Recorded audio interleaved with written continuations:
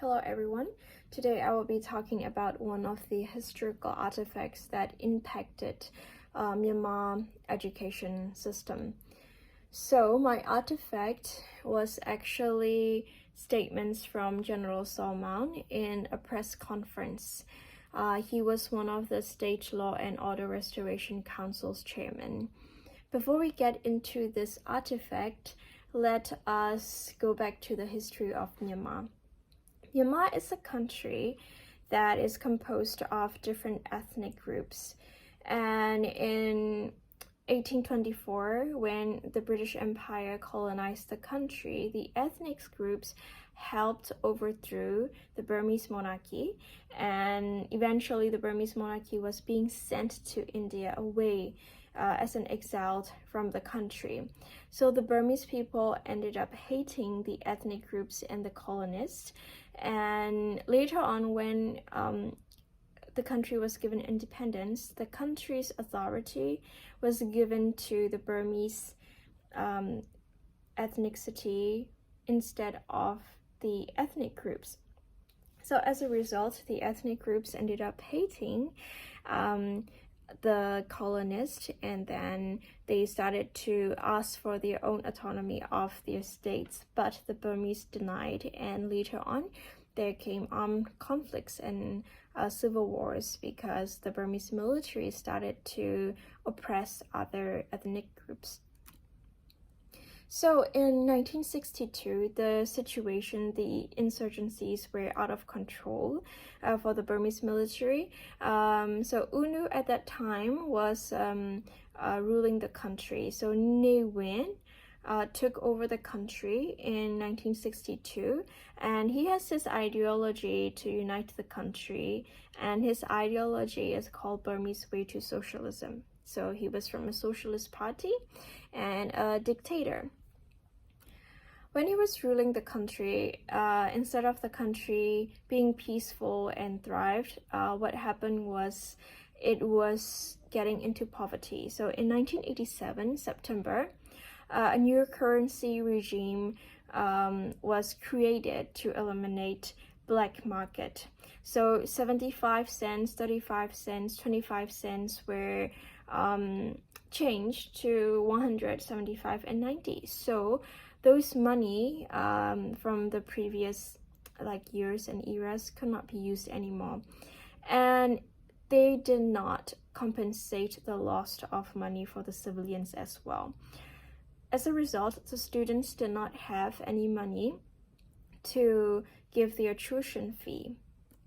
So in 1988, March 13th, one of the students, Maung, he was causing a commotion because he was not satisfied with what the government, the dictator, was doing, and there was a commotion in a tea shop.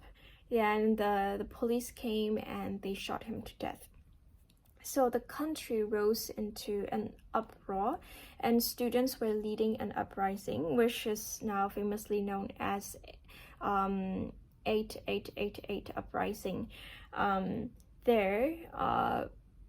The SLORC actually took over, and Ne Win got down from his position as the ruler of the country. But the problem at that time was that SLORC, which was called State and Law Order Restoration Council, was controlled by General Ne Win. And the SLORC actually claimed that, our purpose for coming into control is to eliminate internal insurgencies and dissent and to bring the country to order. But it was actually a problem because they were killing the civilians and the students at that time as well. So many democratic parties arose at that time, and they were questioning their authority. As a result, they had this press conference, and the journalists were asking him questions, General Maung's questions, and these were what he was saying at the conference in the artifact. So for General Maung, he stated that, okay, the reason that I have this conference is to clear state affairs, clarify the stance of the SLORC and the army, which is called Damodar, and to show the true picture of what's actually happening in the country and how the nation is to be built up.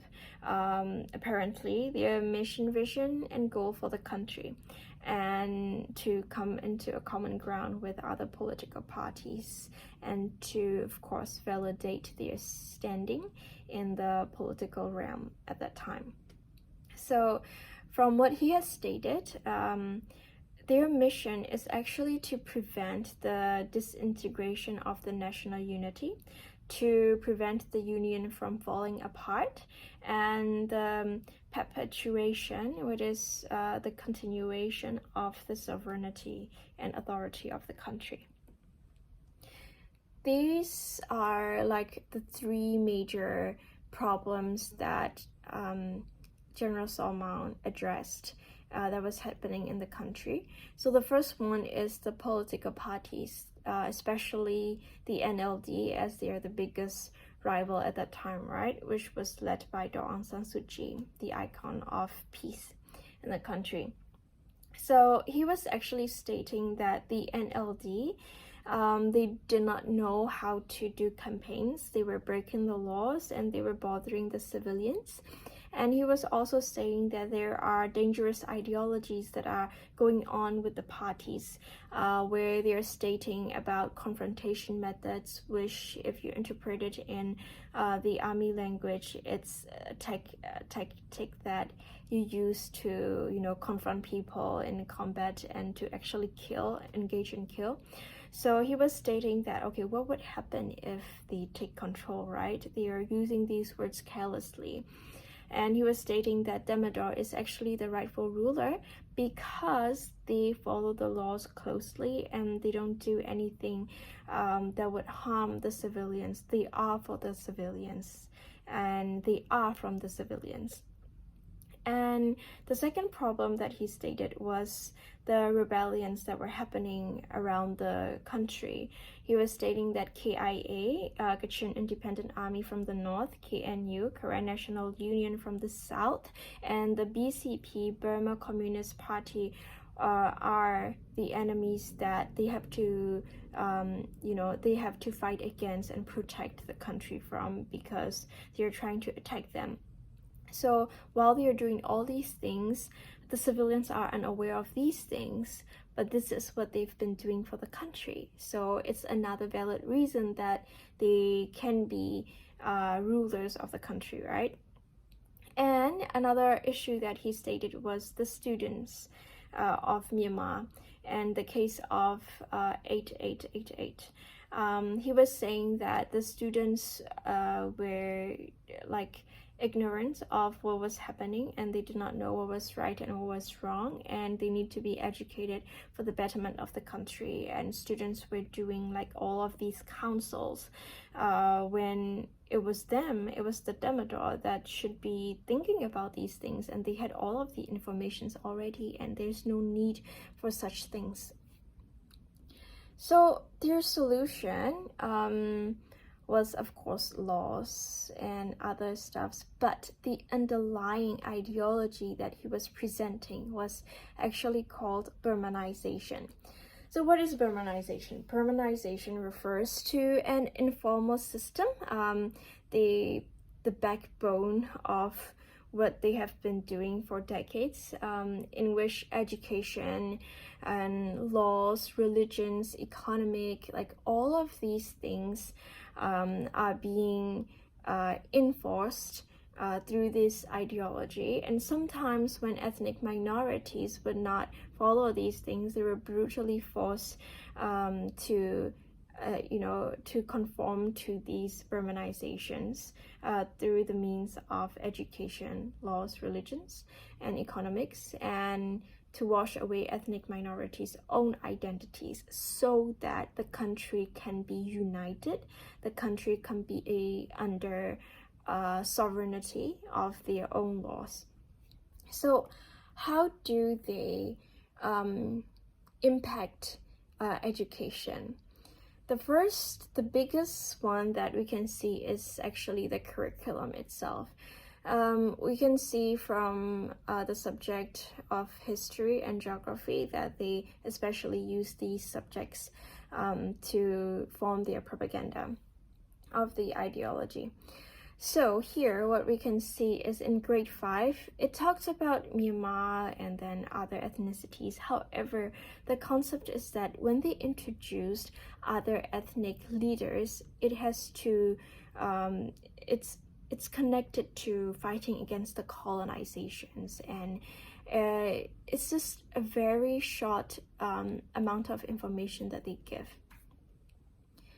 And when we reach to grade 6, it's a textbook from 2019 and 2020, which has to be reformed, educational reformed textbook, right? But then the concepts were still the same. Here we can see it talks about old countries, like old cities from Myanmar, and Bagan. Like Bagan was one of the ancient cities of the Burmese at that time. And then later on in grade 7, it still talks about Bagan. It talks about the kings of that time, and then Dangukye, like all of the Burmese kings and queens at that time. And for world history, it starts to talk about colonization. So what we can see is that through introducing colonization, we can see how it attacked the Myanmar, and then how they got out of the clutches of the British through Aung San, who was the independence hero at that time, and how the Damodar came to be. So it's given them a legitimate rule for them. For the Burmese right to rule. And in grade 10, this textbook was from 2020 and 2021. It still talks about Bagan, the culture of Bagan, and then the architectures of Bagan, and all of the infrastructures of Bagan. And they also talk about another city of the Burmese, which was Mandalay. And later on for world history, it talks about India and its cultures, which directly leads to Buddhism, like the history of Buddhist, like how Buddhists came to be, and the architectures and temples of Buddhism. So you can see that they were leading the ideology of Burmanization is all over the subjects that people were learning, the ethnics and the whole country was learning. So there are also other impacts on educational areas, such as teachers. So teachers became authoritarians. Why? As you can see from the artifact, he was saying that the students do not know anything, like just leave it to the old people, right? The people that already know. So teachers became authoritarians that teaches the students what they need to know. And students became passive learners because students apparently, according to them, the SLORC, students do not know anything and they can be persuaded by dangerous ideas. And for the learning process, it was like rote learning, memorization, teacher-centered. After their educational reform, they said that they will not use rote learning anymore, but apparently that is not the case. Like the teachers were trained in that way for 2-3 decades, so it's still impacting the students and the curriculum and the teaching until now. And for classroom management, of course, it was authoritarian, physical punishment, but now they said that they are not using it anymore. However, because the teachers had been trained that way, it's so hard to reform until now. That's why we have like lots of shadow education, like tuitions and other extra curriculums outside of the school because of these things. So these are all that's been happening in the country and the education system due to the artifact and the regime that occurred since 1962. Yeah, so I want to close that the students nowadays are protesting and saying that we do not want military slavery education, because that's what had been happening for the longest time. As you can see, the concept of Burmanization still exists to the era of democracy when Aung San Suu Kyi was being a president. So there are a lot that we have to change and to abolish this concept, because this concept was also one of the reasons many conflicts in Myanmar occurred. Thank you for listening. If you have any more questions, please leave the comments below.